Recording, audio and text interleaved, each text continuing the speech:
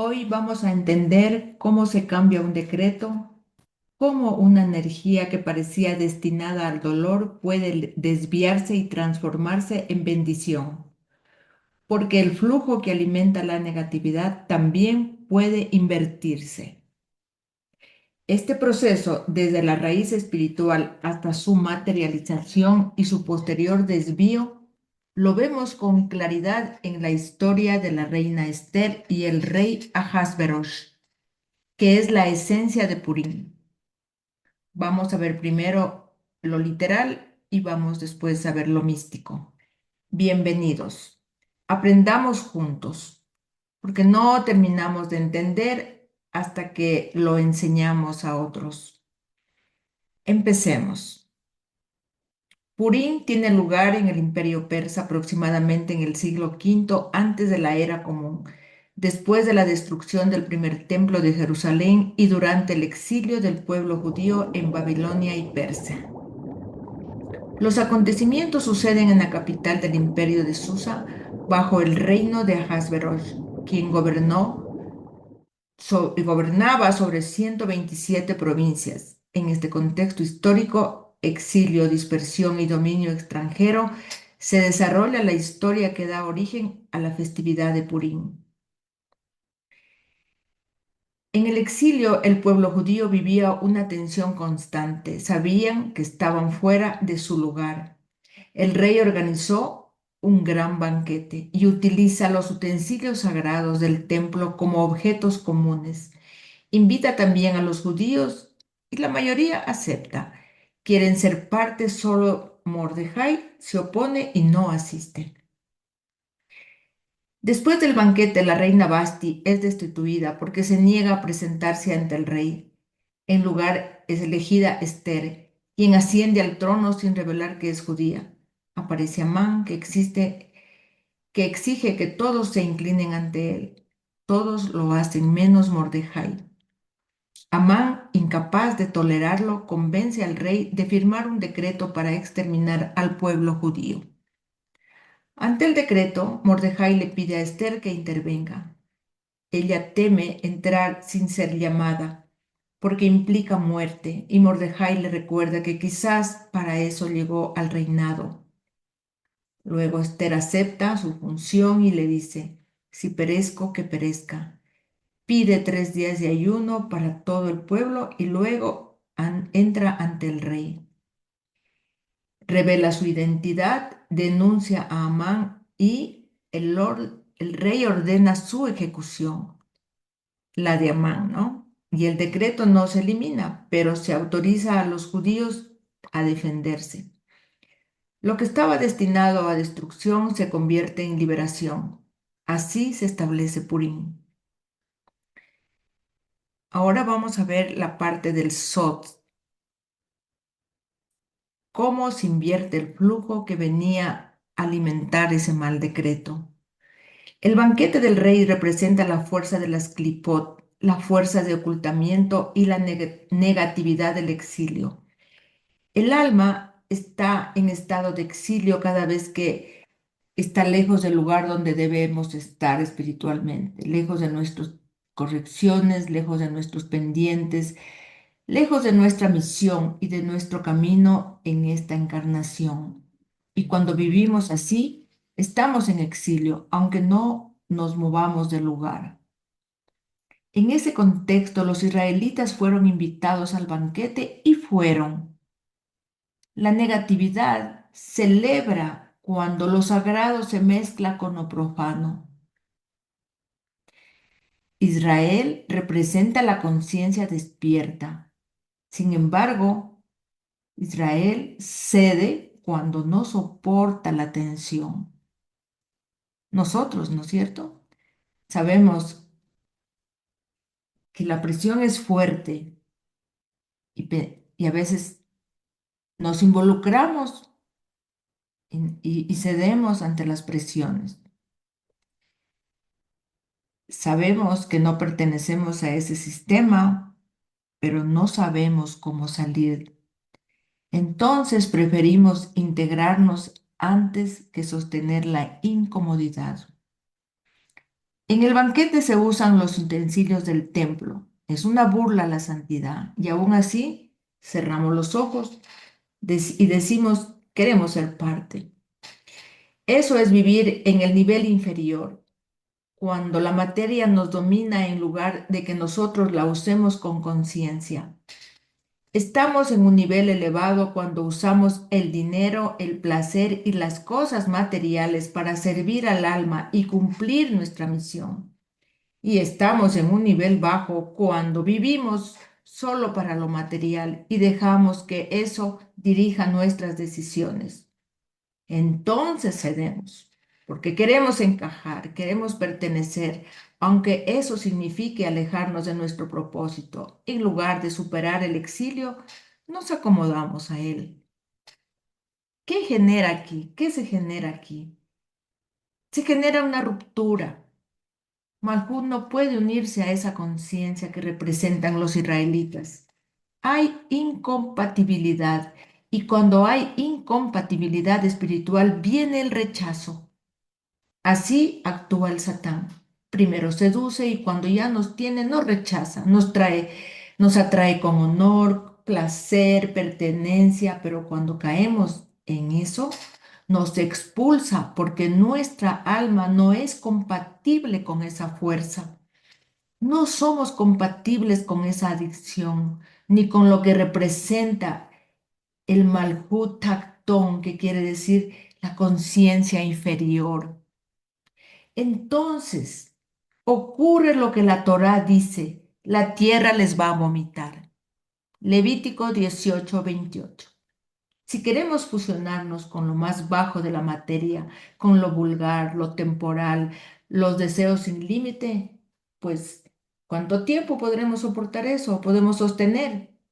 ¿Alguien fue realmente feliz viviendo solo por el dinero, la fama y el placer?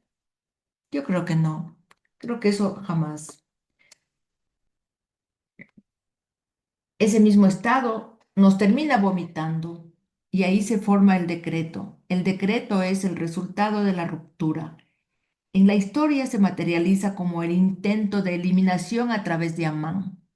En la historia de Esther es la manifestación física de un rechazo que ya ocurrió en la raíz espiritual.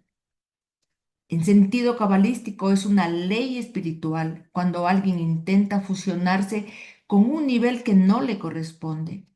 Ese mismo sistema lo expulsa por incompatibilidad de nivel. En la historia ese rechazo se materializa como decreto. El decreto del rey en el plano físico solo revela lo que ya estaba hecho en el plano espiritual. ¿Quién lo generó? Los propios israelitas, por la ruptura. Y aquí entra la ley central del Zohar que dice, la sabiduría infinita anticipa el remedio al golpe. Antes de que el descenso se complete, la medicina ya existe.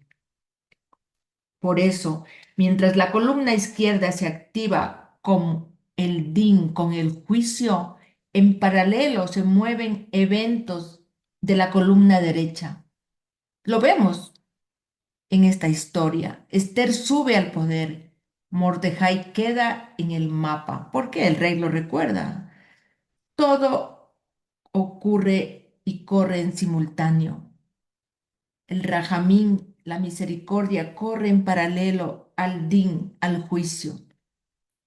Diríamos, cuántas coincidencias, ¿verdad? Y justo viene Esther, y justo Esther es israelita, y también justo Esther es sobrina de Mordejai. Todos hemos visto esas coincidencias en nuestras vidas y decimos, uy, qué coincidencia, qué suerte, pero no es así.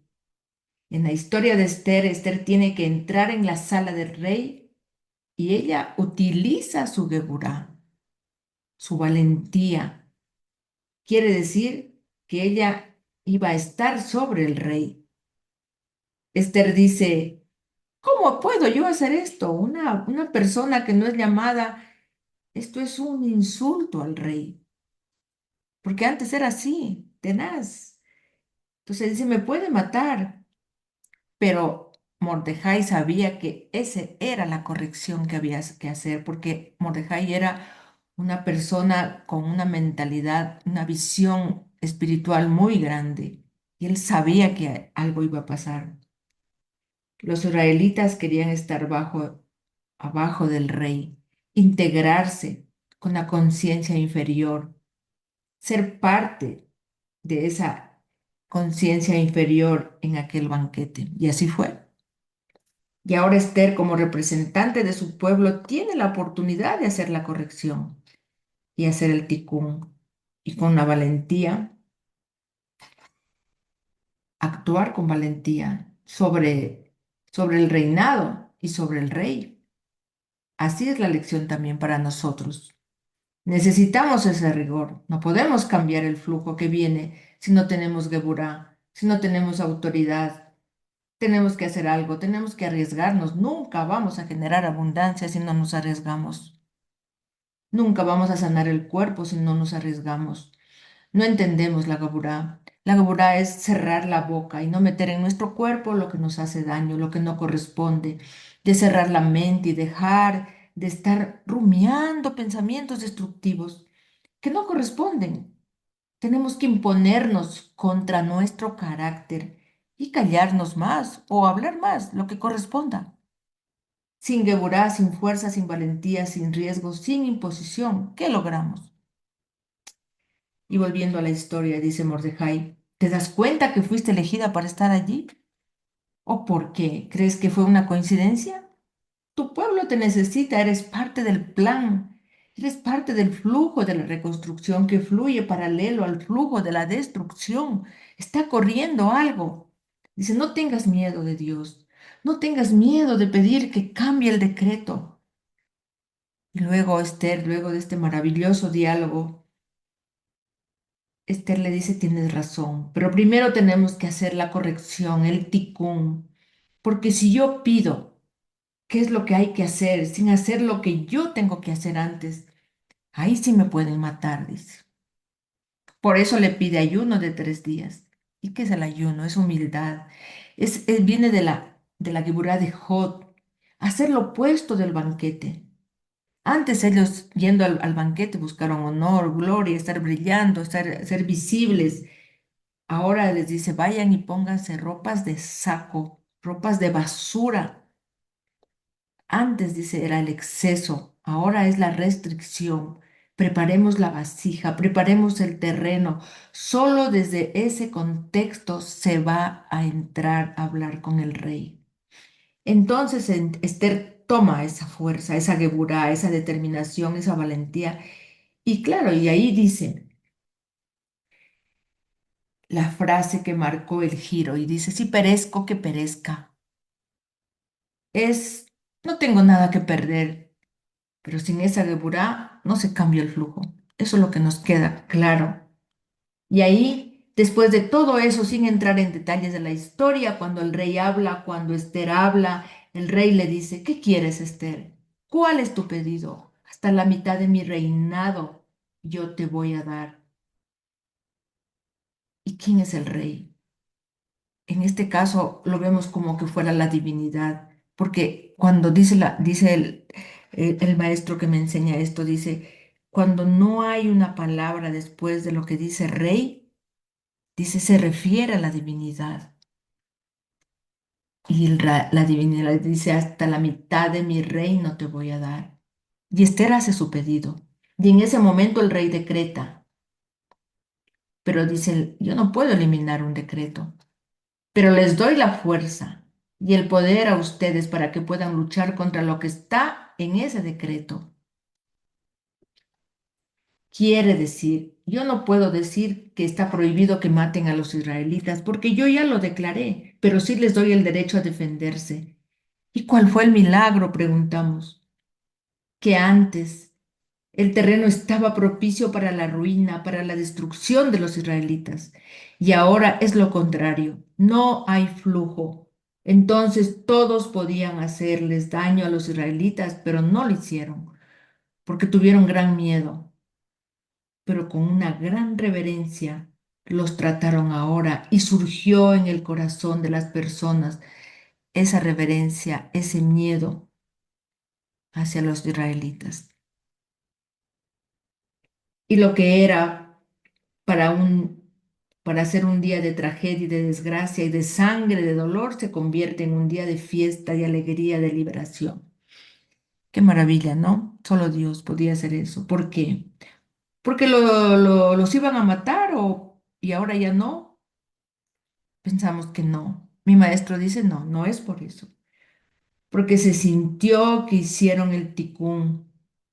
Y por no haber hecho el ticún, dice, cuando el alma no hace el ticún, cuando tiene la corrección pendiente, está triste. Pero cuando el alma se alegra, dice, cuando uno hace la corrección, cuando uno llega a esos momentos de encontrarse sabiendo que hizo lo correcto, que no se amilanó, dice que no hay alegría más grande que la alegría del alma. Y también, claro, ¿no? Un trabajo de bajar ese parloteo, ese da'at inferior, esa conciencia inferior, de no quedarse con lo que estoy viendo ahora. Esto veo y eso es, no, mirar más allá. Ahí se miró a la raíz, mirar a la raíz, lo que generó atrás, eso fue lo que se miró. Eso se manifiesta por dos caminos, por la columna izquierda, por la columna derecha. Y en cualquier momento puede darse la vuelta. La pregunta no es ¿por qué Dios permite esto para hacernos mal? No. Se manifiesta para que usemos las herramientas, la teshuvá, el retorno, la conciencia, la geburá, la capacidad de imponernos sobre la materia y así permitir que la medicina que ya estaba preparada pueda materializarse, pueda manifestarse y materializarse. Vamos a cerrar. Purín revela una ley espiritual y dice, el decreto comienza en la raíz, no en lo visible.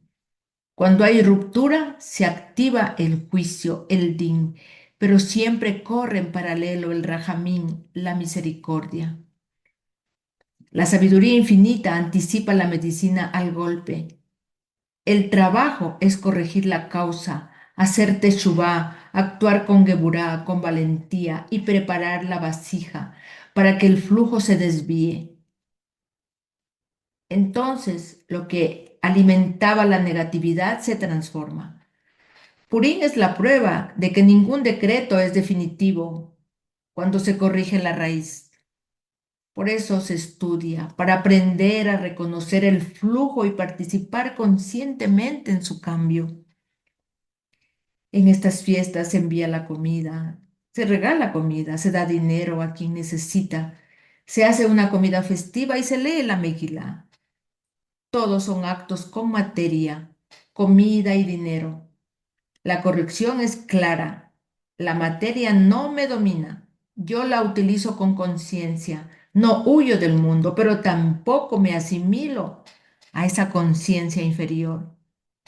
Uso la materia para dar, para compartir y para elevar. Esa es la señal de que el flujo cambió. Cuando una persona está en la materia, pero la materia ya no la gobierna, ya no gobierna su conciencia. Esa es la señal. Además, en estas fiestas tenemos una ventana cósmica maravillosa. Los cielos están abiertos para que el mismo proceso que ocurrió aquel entonces ocurra ahora. La inversión de decretos y la revelación de la medicina preparada. Aprovechemos estos cielos abiertos. Significa actuar con conciencia, hacer tikkun, hacer corrección y utilizar las herramientas espirituales para que el rajamín, la misericordia, se active en nuestra realidad. Gracias por estar aquí. Gracias por escucharme. Hasta pronto.